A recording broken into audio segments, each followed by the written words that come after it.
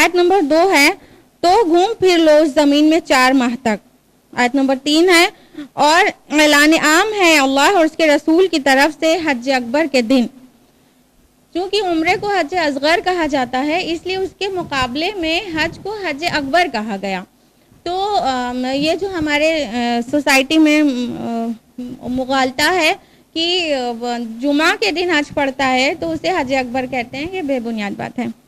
آیت نمبر 5 ہے پھر جب وہ محترم مہینے گزر جائیں یعنی کہ وہ 4 مہینے تو قتل کرو مشرکون کو جہاں پاؤ. 4 مہینے کی مہلت دی گئی، اس کے بعد ان کے قتل عام کا حکم ہو گیا.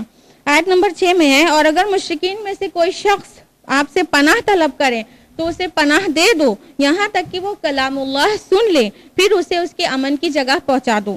یعنی کچھ لوگ تو ایسے ہوں گے اس میں کہ انہوں نے سنجیدگی سے کبھی دعوت سنی ہی نہیں ہوگی، قرآن مجید کو سنا ہی نہیں ہوگا، صحیح پوری طور کی دعوت ان کو نہیں پہنچی ہوگی. تو اگر وہ ایسی صورتحال میں پناہ چاہیں تو ان کو پناہ دینے کا حکم دیا گیا، حفاظت میں اپنی رکھنے کا حکم دیا گیا اور انہیں قرآن سنا دینے اور دعوت پہنچا دینے کے لیے کہا گیا. اور اتنا ہی نہیں، انہیں مہلت بھی دینے کے لیے کہا گیا کہ اسلام قبول کروانے میں جلدی نہ کیا جائے بلکہ سوچنے سمجھنے کا پورا وقت دیا جائے. اس کے بعد رکو نمبر 2 ہے جو کہ آیات 7 سے لے کے 16 پر بیسڈ ہے اور ابھی جیسا ہم نے بتایا یہ پہلے حصے کا پہلا خطبہ ہے.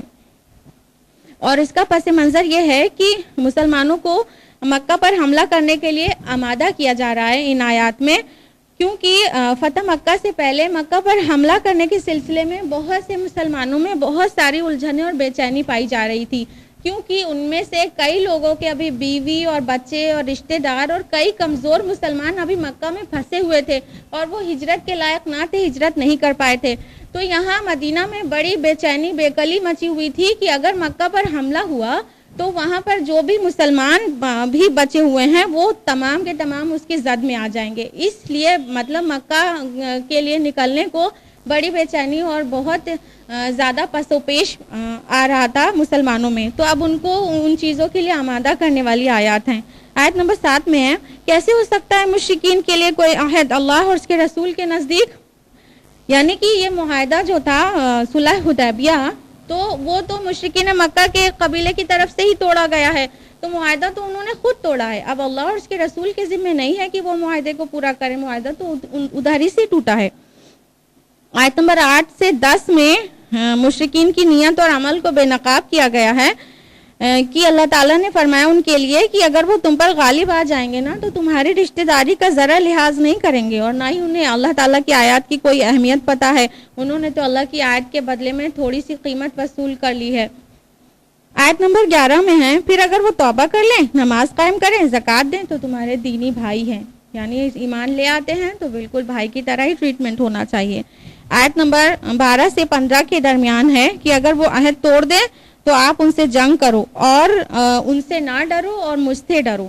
یہ موضوع کتنی بار آ چکا نا کہ اللہ تعالیٰ ہر ایک سے کے لیے کہتا ہے اس سے نہ ڈرو، مجھ سے ڈرو.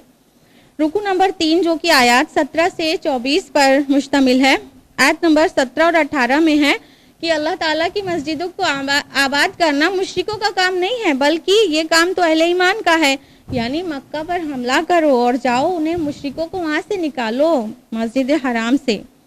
آیت نمبر 19 سے 22 کے درمیان ہے کہ چھوٹی چھوٹی نیکیاں جو ہیں حاجیوں کو پانی پلانا، مسجد حرام کو آباد رکھنا، یہ ہرگز اللہ کے نزدیک جہاد فی سبیل اللہ اور ہجرت کے برابر نہیں ہے، اور مہاجرین کا اور مجاہدین کا اللہ کی نظر میں بہت بڑا مرتبہ ہے. ان چھوٹی چھوٹی نیکی جو مشرک لوگ کر رہے تھے وہ اس سے ان کے برابر نہیں پہنچ سکتے ہیں. آیت نمبر 23 میں ہے اے اہل ایمان اپنے باپوں بھائیوں کو دلی دوست نہ بناؤ اگر انہوں نے ایمان کے مقابلے میں کفر کو پسند کیا ہے. ابھی تو اتنی ہی بات کہی گئی. آیت نمبر 24 میں بہت سخت بات ہے، ڈرنے والی بات ہے.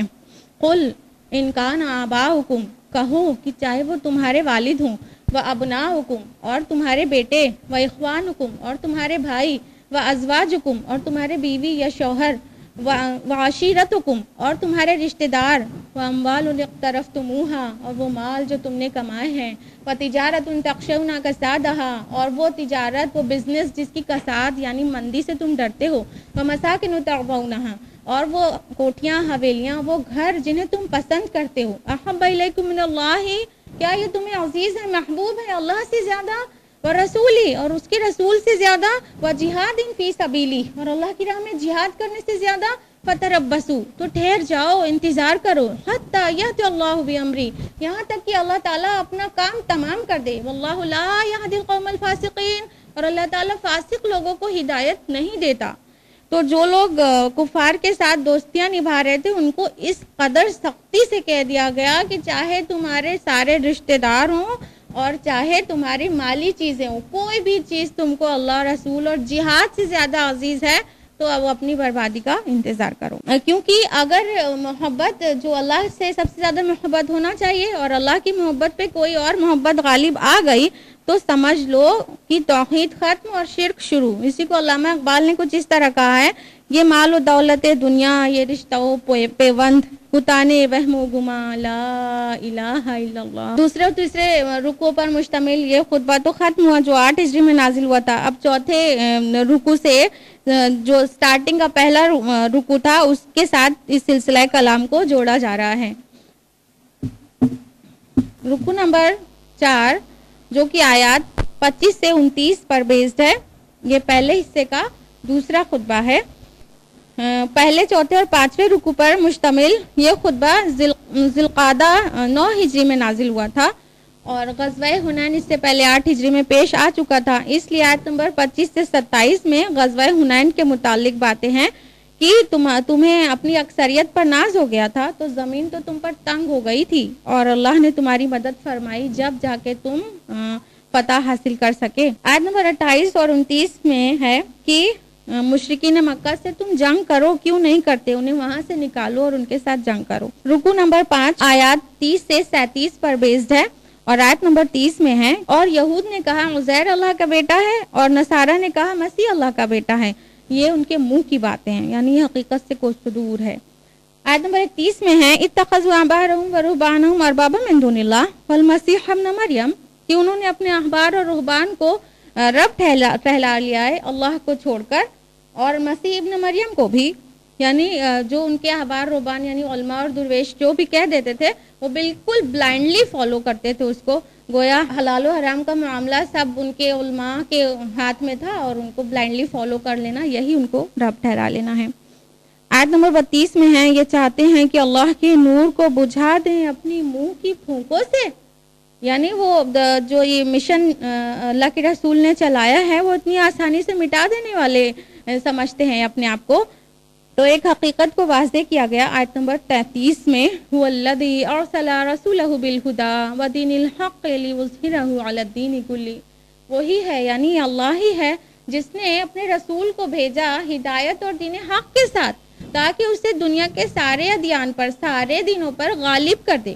تو اللہ تعالیٰ نے اپنا یہ دین اسلام اس لیے نہیں بھیجا ہے کہ کوئی اس طرح سے بجھا دے گا، کوئی اس طرح سے مٹا دے گا، بلکہ یہ دین تو غالب ہونے کے لیے آیا ہے اور غالب ہو کر رہے گا۔ اللہ کے رسول کی حیات مبارکہ میں جزیرہ نمایاں عرب پر غالب ہو چکا تھا اور آنے والے دنوں میں پورے کی پورے ورلڈ میں غالب ہو جائے گا انشاءاللہ۔ آیت نمبر 34 اور 35 میں ہے کہ جو لوگ سونے چاندی کا خزانہ بنا کر رکھتے ہیں اور اللہ کی راہ میں خرچ نہیں کرتے ہیں ان کو دردناک عذاب کی وعید سنا دیجیے۔ آیت نمبر 36 میں اشہر الحرم یعنی حرمت والے مہینوں کا بیان ہے اور وہ سبھی جانتے ہیں وہ 4 ہیں، ذوالقعدہ، ذوالحجہ، محرم اور رجب۔ آیت نمبر 37 میں ہے کہ مشرکین کے بارے میں یہ مہینوں کو آگے پیچھے کر لینا تو کفر میں اضافہ ہے۔ مشرکین مکہ کیا کرتے تھے، حرام مہینے میں اگر جنگ کرنے کا ان کی ضرورت پیش آتی تو کر لیتے اور پھر اگلے مہینے کو مان لو محرم میں جنگ کیا تو کہتے تھے اب کی سفر ہمارے لیے حرام ہے۔ تو اس طرح حرمت والے مہینوں میں اپنے سے چینجز کر لیتے تھے، تو اللہ تعالیٰ نے کہا یہ تو کفر میں اضافہ ہے۔ اب 5 رکوعوں پر مشتمل یہ جو پہلا حصہ تھا یہ ختم ہوا اور جس کا تعلق رسول اللہ صلی اللہ علیہ وسلم کی بعثت خصوصی سے تھا، یعنی یہ سارا جو تذکرہ تھا وہ مشرکین مکہ اور ان کے خلاف جو جنگ کے بارے میں اور فتح مکہ کے لیے نکلنے کے بارے میں کہا جا رہا تھا اس پر بیسڈ تھا۔ اب اس کے بعد 6 رکوع سے غزوہ تبوک کا موضوع شروع ہو رہا ہے۔ تبوک مدینہ سے شمال میں یعنی نارتھ میں تقریباً 350 میل کی مسافت پر ایک حجاز ایریا کا آخری شہر ہے، اور اس زمانے میں رومن امپائر کی سرحد اس کے بعد سے ہی شروع ہو جاتی تھی۔ تو غزوہ تبوک میں شرکت کرنے کے لیے اللہ کے رسول نے اعلان عام کیا تھا کہ جنگ کے قابل ہر مسلمان کو نکلنا تھا۔ اب یہ تو بہت بڑا سخت امتحان جیسا ہو گیا تھا، کیونکہ شدید گرمی کا موسم، قحط کا زمانہ، طویل صحرا کا سفر، اور کھجور کی فصل بالکل پکی ہوئی پیڑوں پر لگی تھی۔ ابھی نکلتے ہیں تو وہ پوری فصل برباد ہو جائے گی، پورے ایک سال کی اکانومی ان کی ڈسٹرب ہو جاتی۔ تو یہ ایک دم تبوک کا جو سفر تھا، غزوہ تبوک کے لیے نکلنا، یہ بہت بڑے امتحان اور آزمائش کی طرح ان کے اوپر آ گیا، اور اس مہم کے اعلان کے بعد منافقین پر تو بہت بھاری پڑ گیا۔ تو ان 11 رکوع میں منافقین کے اوپر مفصل تذکرہ ہے۔ حالانکہ سورہ نساء میں بہت تفصیلی بات آ چکی ہے، لیکن منافقین کے متعلق جو باتیں ہیں وہ کلائمیکس میں اسی سورہ میں ملتی ہیں۔ رسول اللہ صلی اللہ علیہ وسلم نے 30,000 کا لشکر تیار کیا اور لے کر تبوک کی طرف تشریف لے گئے۔ تو قیصر روم جو تھا اس کو اندازہ ہو گیا تھا، احساس ہو گیا تھا کہ اللہ کے رسول ہیں، اس لیے سامنا کرنے کا، مقابلہ کرنے کی ہمت ہی نہ کر سکا۔ لشکر وہاں تک گیا تو لیکن باقاعدہ جنگ نہیں ہوئی تھی۔ اب رکوع نمبر 6 جو کہ آیات 38 سے 42 پر بیسڈ ہے، آیت نمبر 38 میں ہے، اے ایمان کے دعوے دارو، تمہیں کیا ہو گیا ہے کہ جب تم سے کہا جاتا ہے کہ نکلو اللہ کی راہ میں تو تم دھسے جاتے ہو زمین میں۔ ظاہر بات ہے یہ منافقین سے ایڈریس ہے، اور ہم نے بار بار بتایا ہے کہ منافقین سے ایڈریس بھی ایھا الذین آمنو، اے ایمان والو، اے ایمان کے دعوے دارو، اسی انداز میں ہی ہوتا ہے۔ کیا تم نے آخرت کے بدلے دنیا کی زندگی قبول کر لی ہے؟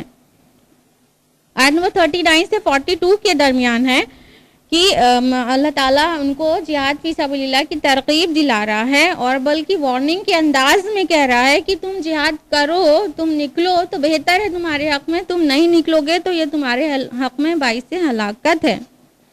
رکوع نمبر 7 جو کہ آیات 43 سے 59 پہ بیسڈ ہے، آیت نمبر 43 ہے، اے نبی اللہ آپ کو معاف فرمائے، آپ نے انہیں کیوں اجازت دے دی؟ اصل میں کوئی منافق آیا اور رسول اللہ صلی اللہ علیہ وسلم سے اپنی کوئی مجبوری کا بہانہ بتا کر تبوک میں نہ جانے کی اجازت لے کر چلا گیا۔ اللہ کے رسول تو اتنے نرم دل تھے کہ جو بتایا جاتا نرمی کی وجہ سے مان جاتے تھے، تو اللہ تعالیٰ کہہ رہے ہیں آپ نے کیوں اجازت دے دی؟ آیت نمبر 44 میں ہے کہ حقیقی مومن تو کبھی اجازت طلب نہیں کر سکتے ہیں، یعنی عذر شرعی ہو تو الگ بات ہے، ادروائز حقیقی مومن کبھی بھی جہاد سے پیچھے تھوڑی رہنا چاہتا ہے۔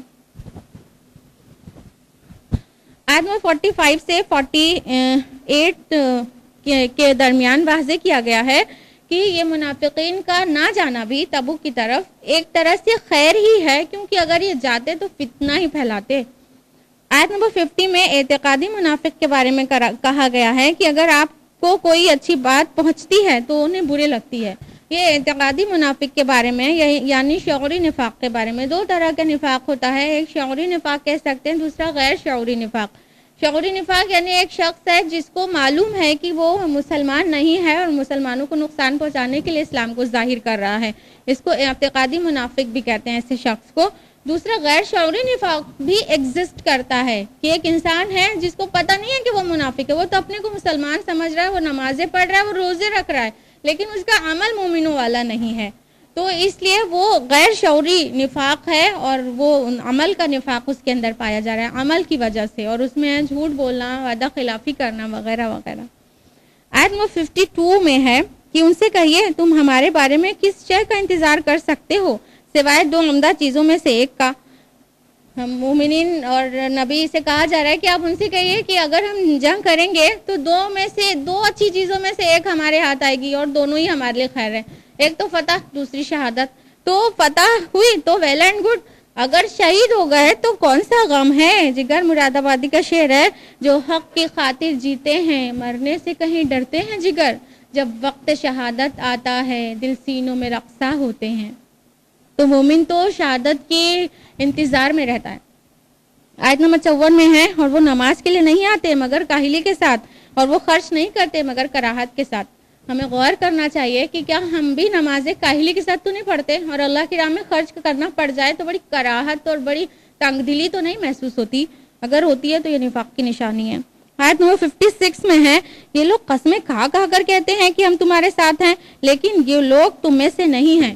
یعنی جو منافق ہوتا ہے وہ جھوٹی قسم بھی کھاتا ہے. آیت نمبر رکو نمبر 8 جو کہ آیات 60 سے 66 پر بیسڈ ہے.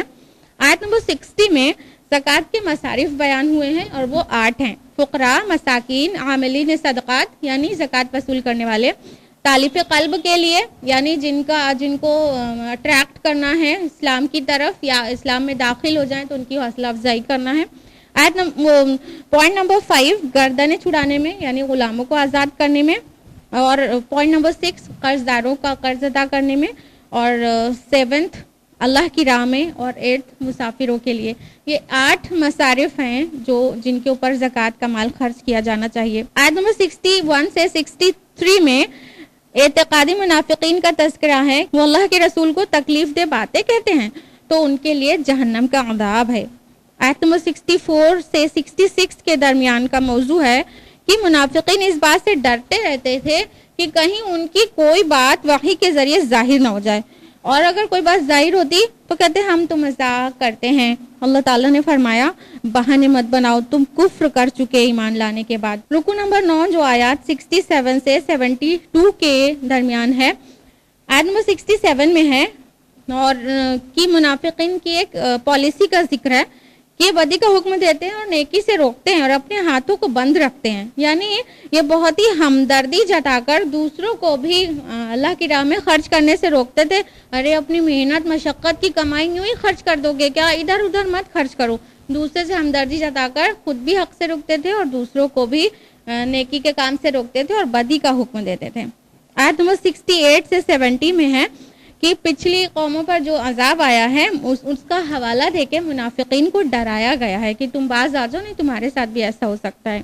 آیت نمبر 71 میں ہے کہ ایمان والے مرد اور عورتیں سب ایک دوسرے کے ساتھی ہیں، وہ نیکی کا حکم دیتے ہیں اور برائی سے روکتے ہیں اور نماز قائم کرتے ہیں اور زکوٰۃ ادا کرتے ہیں اور اللہ اور اس کے رسول کی اطاعت کرتے ہیں. تو مومن تو نیکی کا حکم دیتے ہیں، برائی سے روکتے ہیں، اور منافقین برائی کا حکم دیتے ہیں، نیکی سے روکتے ہیں. آیت نمبر 72 میں ہے کہ ان نیک لوگوں کے لیے جنت کا وعدہ کیا اللہ تعالیٰ نے. رکو نمبر 10 جو آیات 73 سے 80 پر بیسڈ ہے. آیت نمبر 73 میں ہے کہ اے نبی جہاد کیجئے کفار اور منافقین سے اور ان پر سختی کیجئے. رسول اللہ صلی اللہ علیہ وسلم کی سیرت مبارکہ دیکھیں گے تو اس میں ہمیں کہیں پہ بھی نہیں ملے گا کہ اللہ کے رسول نے منافقین سے باقاعدہ سامنے دو بدو جنگ کی تھی. نہیں، یہاں پہ جہاد سے جو مراد ہے وہ یہ کہ ان کی سازشوں کو ناکام کرنے کے لیے جد و جہد کیجیے.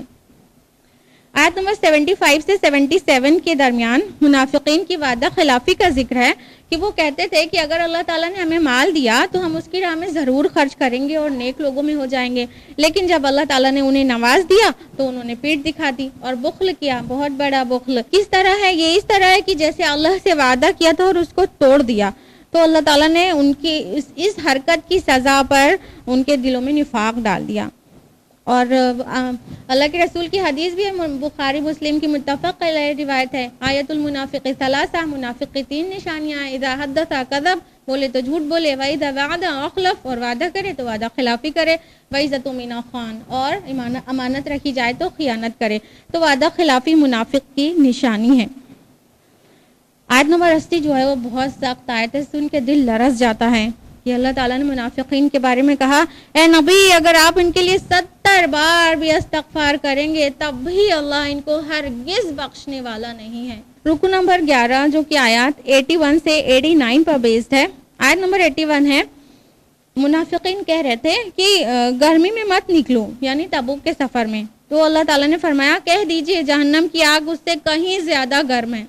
ہمارے اور آپ کے لائف میں بھی ایسے دن آتے رہتے ہیں نا کہ مطلب دین کے کوئی مطالبہ ہو اور سختی بہت پڑ جاتی ہے، کچھ سچویشن ایسی آ جاتی ہے تو اراؤنڈ کے لوگ بہت جلدی ہی بہکانے لگتے ہیں کہ ارے اتنی مشکل میں ہو، اتنی شدت میں ہو، اتنی گرمی ہے، اتنی دھوپ ہے. تو اللہ تعالیٰ نے اس کا جواب دیا جہنم کی آگ یہ دھوپ سے نا بہت زیادہ گرم ہے. تو حق کی طرف قدم بڑھانے میں یہ صرف سورج کی دھوپ جو ہے آڑے نہ آ جائے. آیت نمبر 84 بھی بہت سخت آیت ہے منافقین کے خلاف. اللہ تعالیٰ نے فرمایا اے نبی ان میں سے اگر کوئی مر جائے تو ان کی نماز جنازہ کبھی نہ ادا کریں اور ان کی قبر پر کبھی نہ کھڑے ہوں. آیت نمبر 87 میں ہے اور ان کے دلوں پر مہر کر دی گئی ہے، بس اب وہ سمجھ نہیں سکتے. اس کے ساتھ ہی پارہ نمبر 10 مکمل ہوتا ہے الحمدللہ۔ آج آپ کے لیے ایک ہوم ورک ہے کہ سورہ توبہ کا تدبر آپ لوگوں کو اپنے آپ کرنا ہے، کیونکہ خلاصہ قرآن سے اس کا حق نہیں ادا ہو سکا، کیونکہ منافق کی جو نشانیاں اس میں بیان کی گئی ہے وہ بہت اہم ہے کہ ہر مسلمان جانے، کیونکہ غیر شعوری نفاق بھی موجود ہے۔ تو ہم میں سے ہر انسان کو اس کے لیے ہوش مند رہنا چاہیے کہ اللہ نہ کرے کہیں نفاق کا انفیکشن نہ ہو جائے۔ تو اس لیے ہمارے لیے بہت ضروری ہے کہ ہم ایسی صورتوں اور ایسی آیات کا تدبر کریں، غور کریں، اور اس کے آئینے میں، اس قرآن کے آئینے میں اپنے کو دیکھیں کہ ہم ایسی سچویشن میں کہاں پہ سٹینڈ کرتے ہیں۔ تو انشاءاللہ اگر کوئی چھوٹ لگ بھی گئی ہوگی نفاق کی تو توبہ کی توفیق ہو سکے گی، اور اگر کوئی بیماری ایسی نہیں لگی ہے تو بہت خوشی کی بات ہے۔ لیکن پھر بھی چونکہ غیر شعوری نفاق بھی ہے، اور جس کے بارے میں اللہ کے رسول نے فرمایا ہے کہ اگر وہ چاہے وہ نمازیں پڑھتا ہو، روزے رکھتا ہو اور اپنے آپ کو مسلمان سمجھتا ہو، تو بھی وہ اسٹامپڈ منافق ہو، بالکل پکا اور پختہ منافق ہے۔ وہی نشانیوں کے اوپر کہ بولے تو جھوٹ بولے، وعدہ کرے تو وعدہ خلافی کرے، امانت رکھی جائے تو خیانت کرے، اور چوتھی چیز یہ کہ اگر جھگڑا ہو تو قابو سے باہر ہو جائے، آپے سے باہر ہو جائے۔ تو اس طرح کی چیزیں تو ہیں سوسائٹی میں، اس لیے پلیز آپ لوگ اس ہوم ورک پہ عمل کیجئے کہ سورہ توبہ کو تفسیر کے ساتھ اسٹڈی کیجئے تاکہ اپنے اندر جھانکنے کا موقع مل سکے۔ آج کے لیے اتنا ہی۔